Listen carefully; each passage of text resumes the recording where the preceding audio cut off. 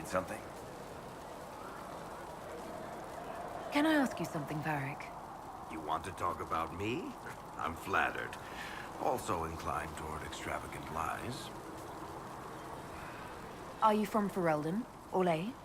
Free marches, born and raised in Kirkwall. And despite whatever you've heard, no, Kirkwall's not that bad. I'm not clear on your line of work. You're a merchant? I'm a businessman. My family has a seat in the Dwarven Merchants Guild. Merchants buy and sell goods. Businessmen buy and sell stores. In my spare time, I manage a spy network, and occasionally, I write books. You're an author. What kind of books have you written? I've tried my hands at a few genres. My crime serials are my most popular. Hard in Hightown, guards breaking the rules to get things done. The Tale of the Champion is the most famous thing I've written, or infamous, maybe.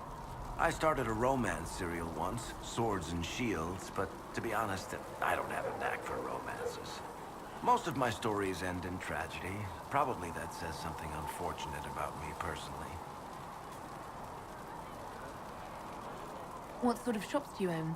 Actually, we don't own shops. That was just an example. Mostly we invest in moneylenders. Auction houses, a few mercenary companies, a couple of smithies. I think we own half a beet plantation in Ravane somewhere. Most of that's my brother's doing. Bartrand had business sense. Not much tact, but loads of business sense. If you've run a spy network, why is Leliana our spy master? To be honest with you, she's just a better spy master. The truly great ones can keep their distance. They don't get attached to their people. Me, I always wind up babysitting my informants and worrying about their families. We're in better hands with her. Where did you get that crossbow? I've never seen one like it. Bianca? She's one of a kind. There's a hidden shop in Kirkwall called the Black Emporium. I found her in a barrel labeled swag. The owner sold her to me for a ham sandwich and a pair of yellow ruffled pants. Who is she named for? I can't tell you. And the reason for that is? Complicated. It's the one story I'll never tell. We just have to leave it at that.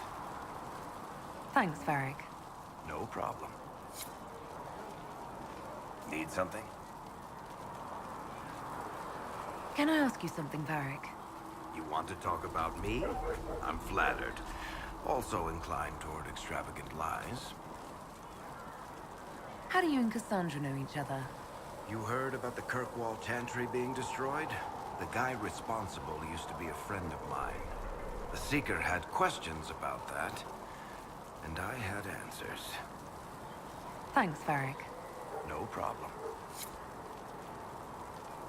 Need something?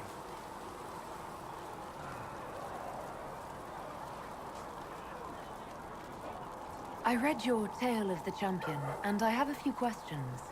That's a pretty common reaction. Go ahead. There's no way Hawk really could have killed the Arashok. It would have started a war with the Kunari. I was told later that the Kunari disavowed his actions. Apparently, the Arashok didn't get permission before he attacked Kirkwall, and the Qun didn't want another exalted march. When they finally sent a ship to haul the Red Dreadnought away, they just said, "We will never speak of this again." As far as I can tell, that's the Qun's version of an apology. In the book, you say that First Enchanter Orsino turned himself into a giant monster made of corpses. How? Why? Do I look like an expert on magical weirdness to you? Well, I can't tell you how. For the why, all I can say is he was desperate. Where are the rest of Hawk's associates now? Meryl decided to look after the elves left homeless by the fighting. She's done a pretty good job of keeping them away from the mages and Templars, so far.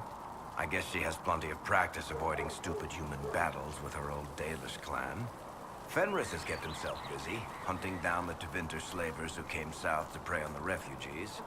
I'm not sure exactly where he is at the moment. You can usually follow the trail of corpses, though. Isabella went back to the Raiders.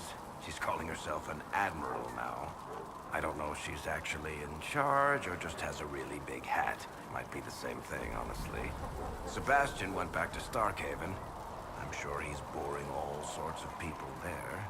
Hawk's little sister is in the Free Marches, helping some of the other survivors from the Kirkwall Circle. Aveline is still guard captain. I'm pretty sure Kirkwall would fall into the sea if she quit her job. Need something? The red lyrium we found at the temple seemed to upset you. My brother Bartrand and I sort of discovered red lyrium during an expedition in the Deep Roads. We located an ancient Tig, so old it barely looked dwarven. There was this idol there made of it. Bartrand brought it back to the surface, and, well, everything's gone downhill from there. So what is it? Just another kind of lyrium? The red stuff is lyrium like a dragon is a lizard. It's not just a different color. It has a whole host of weirdness all its own. I've written to every mining cast house in Orzammar. No one's seen this stuff before or knows where it came from. What makes it special? Regular lyrium can mess you up pretty badly, but you have to ingest it for that to happen. Red lyrium messes with your mind when you're just near the stuff. You hear singing, get violent, paranoid, and then it does creepy shit. Makes things float, brings statues to life. It also turned Kirkwall's Knight Commander to lyrium. Everyone's been kept at least 100 paces from it since. How did the red lyrium get in the Temple of Sacred Ashes? I don't know. So as far as I knew, the only piece to make it to the surface was destroyed. And the location of the Tig it came from is a secret. Did someone find more of it in the Deep Roads? That's not a cheery thought. I think that's enough on red lyrium. Yeah, not really my favorite subject.